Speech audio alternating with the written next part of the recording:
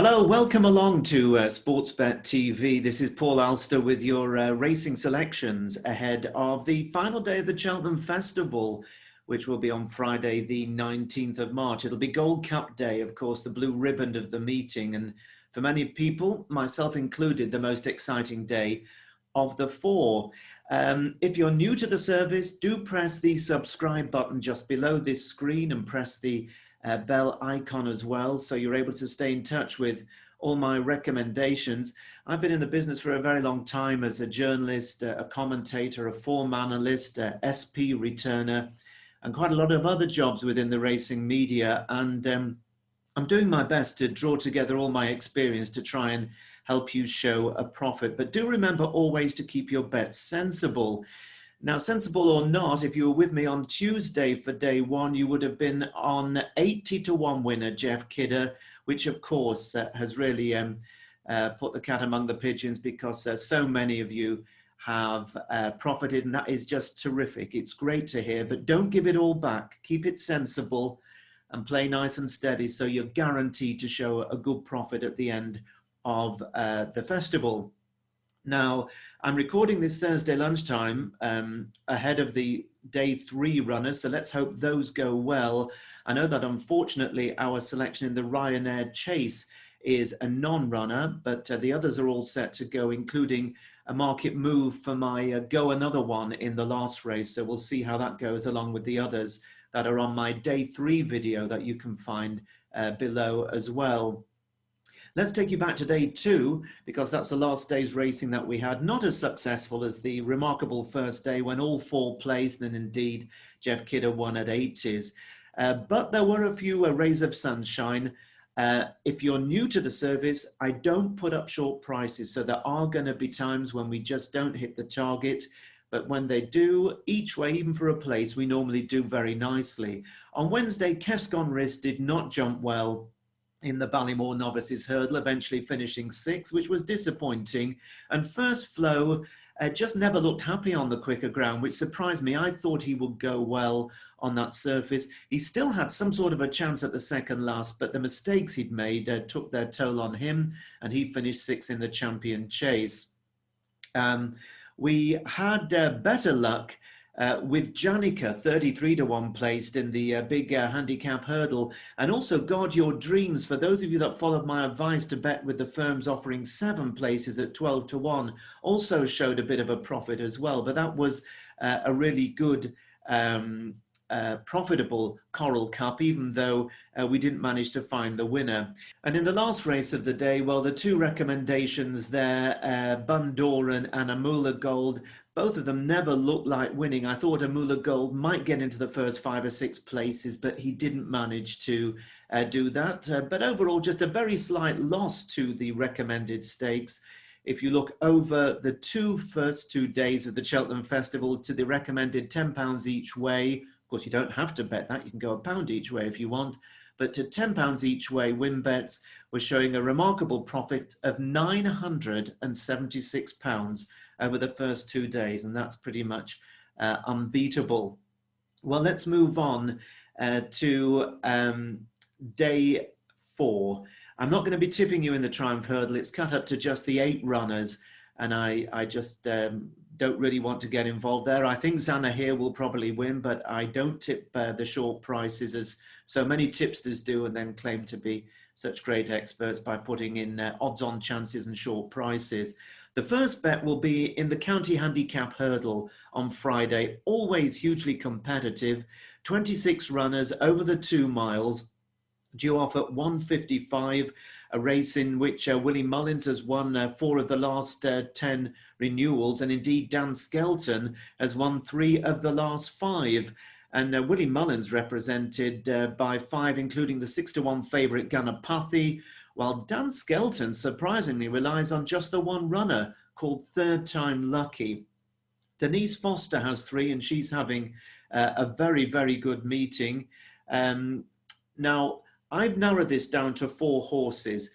The two that I very nearly added into the mix, Petite Mouchoir dropping down in class for Denise Foster, I think will really relish this lower grade and could go well at a price.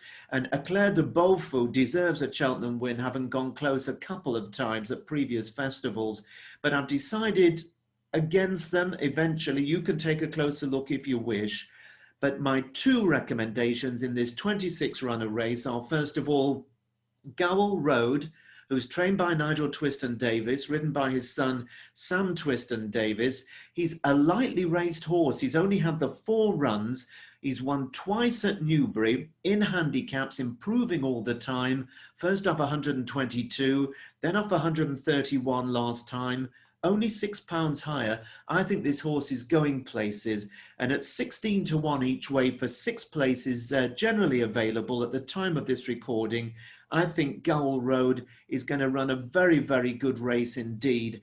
And I'm very hopeful he's at least going to be in the places and show us a profit. Now, the other one is a much bigger price. This really is a big price. He's called Le Patriot, trained by Dr. Richard Newland and the Mount of Cillin Leonard, who claims £7. Now, the thing I like about this horse is the fact that the ground is getting quicker with the sun being out down in the Cotswolds.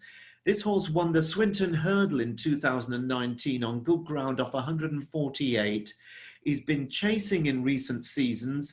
He actually also ran in the Champion Hurdle last year when he was 14th to Epatante, so he's always been highly regarded.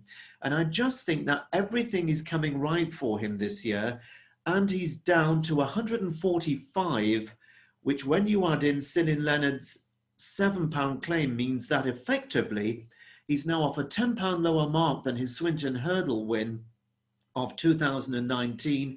And for the first time in quite a while, he's got his ground. So I think he could go really well.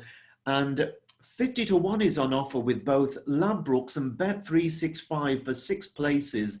And I think that is a very, very good value bet for Le Patriot to go alongside Gowell Road and give us 2 chances amongst the 26 runners in the County Hurdle, the 155 on Friday.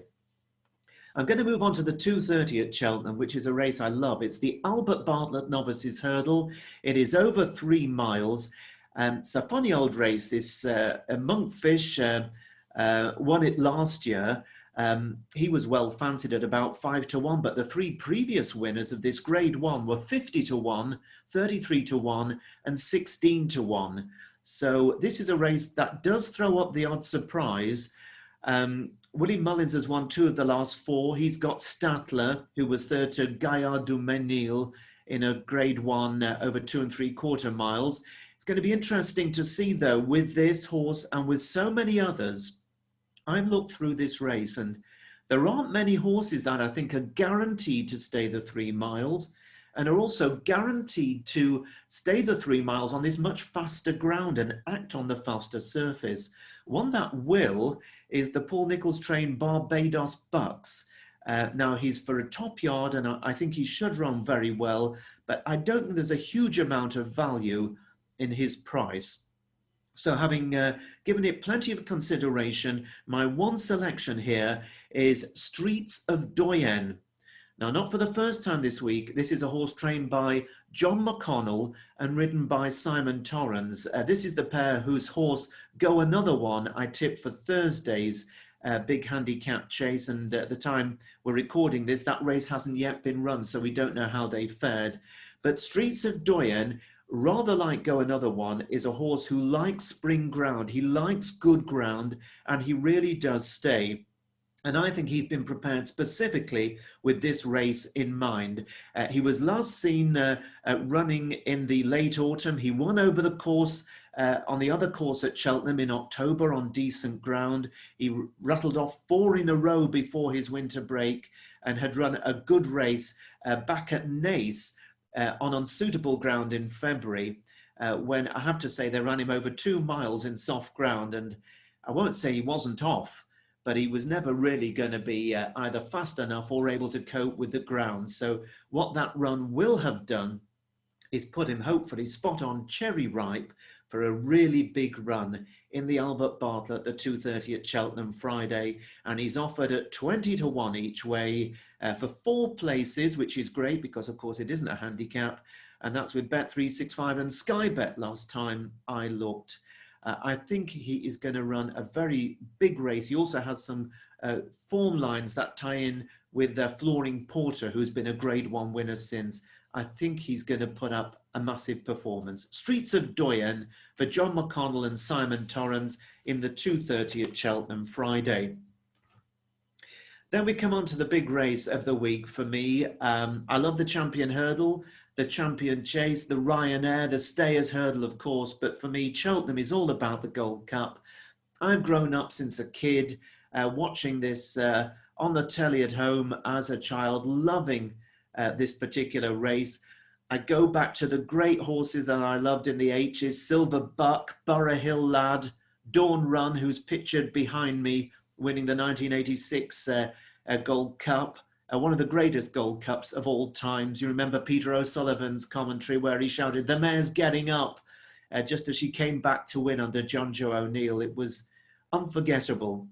Of course, Desert Orchid winning in '89 was just hard to believe. And then in the 90s, the 100 to 1 success of Norton's Coin, Jadami for the North was a wonderful moment. And the French star, The Fellow, I wonder how many of you remember him. Going into the 2000s, you can't forget Best Mate, 3 times a winner of the Cheltenham Gold Cup. And then, of course, the 2 great stars, Cato Star and Denman. Their battles were just the stuff of legend. And then in the last decade, Long Run, who of course beat Cato Star and Denman. Coney Gree as a novice winning it was remarkable. And then, of course, the wonderful Native River, who's going to be back for another crack at it on Friday. He won it in 2018. Well, of course, this year's race revolves around Willie Mullins's Album Photo, who's trying to emulate Best Mate and rattle off a hat-trick. He's a tremendous horse. He's a horse that hasn't endeared himself to the racing public, though, because he rarely runs, just 2, maybe 3 times a year. But when he does, he takes a hell of a lot of beating. And again, he's got the ground coming right for him. He's been trained for the race. He's had that prep race and win at Tremor that he likes to go for. So everything says that Album Photo is going to run a big race. But I think this is probably a better renewal than he's faced in the last 2 years. And I don't class him up there with Best Mate. I may be proved wrong by 3:20 on Friday, but I don't think he's going to manage to do it. He could very easily finish 2nd or 3rd, but I don't think there's a huge amount of value there. So what about the others? Well, we've got Aplutar, who beat Kemboy half a length in the Grade 1 Savills Chase at Leopardstown. A lot of people like that form. I'm not sure he's going to get up the hill the extra 2 furlongs. Kemboy went on to beat the Storyteller at Leopardstown in the Irish Gold Cup. Again, excellent effort, but I'm not sure that form is quite good enough. Champ. Now, Champ is a horse a lot of people love. You had to love the way he came steaming home last year to win the RSA Chase. That was just one of the most remarkable victories I've ever seen at Cheltenham. He ran a wonderful race over just 2 miles in the Game Spirit at Newbury when they had to get a run into him. And I can see him running a massive race, and he will be coming home up the hill if his jumping stands the test on the quicker ground. And that's a big if. I can't have Royal Pagile for Venetia Williams. It's been hugely progressive and very impressive on heavy ground, including in the Peter Marsh.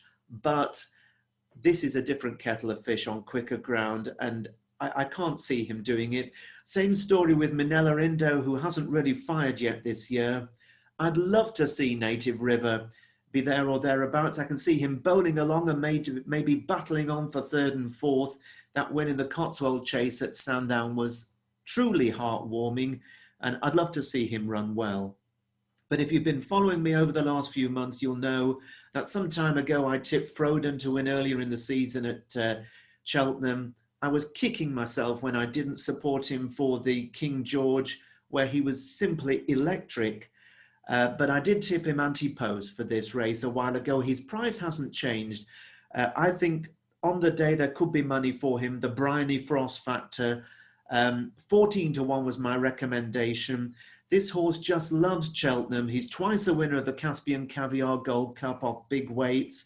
He, of course, won the Ryanair Chase, and he won here over 3 miles, 1 furlong in October in a red-hot handicap off a mark of 164 before he went on to win at Kempton. This horse has struck up such an association with Bryony Frost. He will handle the faster ground. He jumps like a buck. He'll be up there burning them off, I think, one by one. I can see Native River trying to press him and go with him and maybe harry him. But I think he's going to be a bit too quick for old Native River.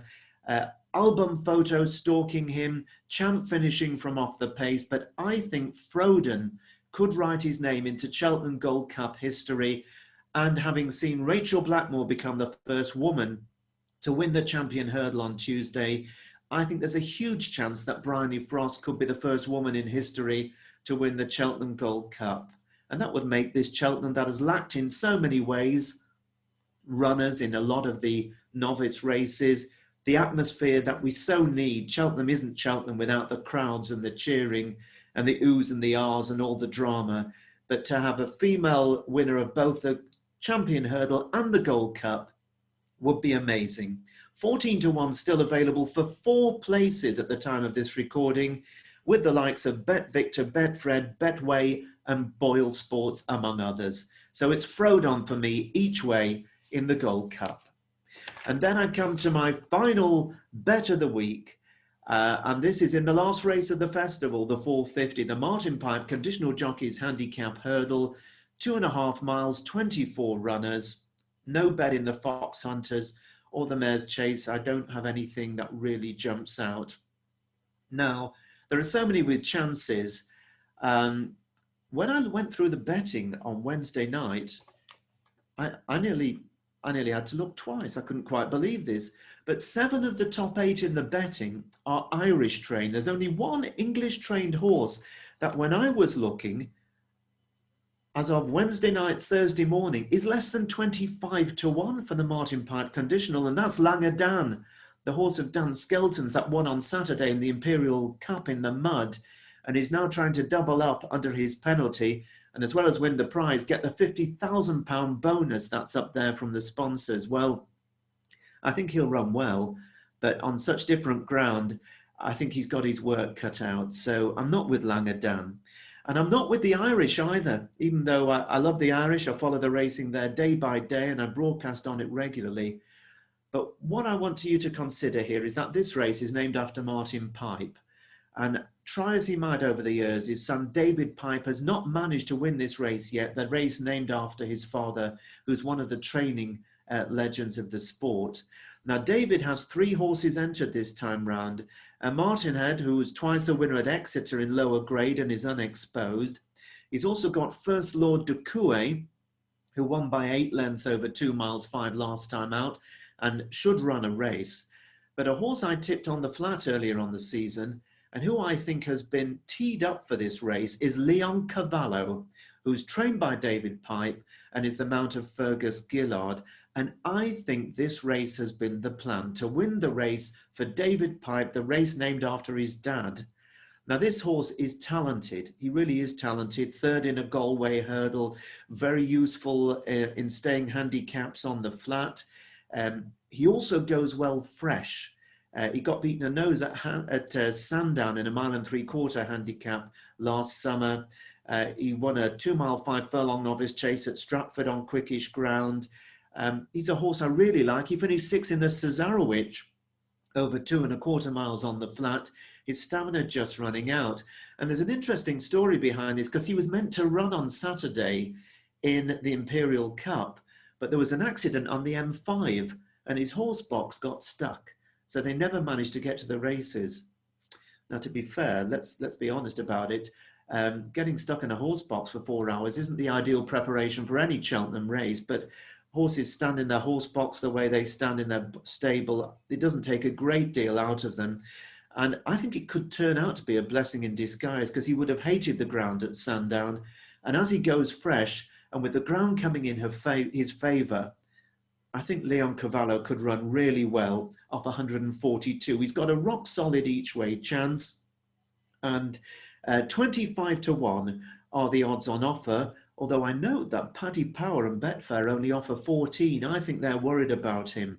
So 25 to 1 for 5 places available with Ladbrokes, Boyle Sports, Bet Victor, Betfred and Bet365. And Leon Cavallo will be my last bet at the 2021 Cheltenham Festival. So hopefully if you've been keeping it sensible, you'll be well ahead with my selections over the 4 days. Whatever's happened on days 3 and 4, I think we're still going to get plenty of shouts and maybe a few nice touches in and amongst. Now, I'm not going to be giving you any recommendations for Saturday. As I mentioned on the previous bulletin, I'm taking the weekend off, but I will be back next Friday, the 26th of March, with my first bulletin ahead of the flat season on the turf at Doncaster. It'll be my Lincoln Handicap bulletin. And then after that, we're into the run-in towards the Grand National meeting, then the Classic Trials, the big Newmarket meeting in April, and then onto the Guineas and further on to so many other great fixtures in Britain and Ireland. And I hope you're going to stick with me through the spring, summer and autumn. And if you've been with me from the start, you'll know that I've been showing really good profits overall. And as I've said time and again, this is not a sprint, it's a marathon. We're trying to show a profit over the course of the season. We're tipping big prices. There are going to be a few lean periods, but overall, we'll get a lot of enjoyment, plenty of thrills and spills, and hopefully a small profit and enjoy this wonderful sport. So that's it for day 4. Keep those bets sensible, just bet as much as you can afford, and join me next week on Friday for my Lincoln Handicap Bulletin. But for now, from me, Paul Alster at Sportsbet TV, thanks again for all your support. Remember to subscribe and share this with your friends. Enjoy Gold Cup Day, and let's hope they all come back safely. Bye-bye, take care.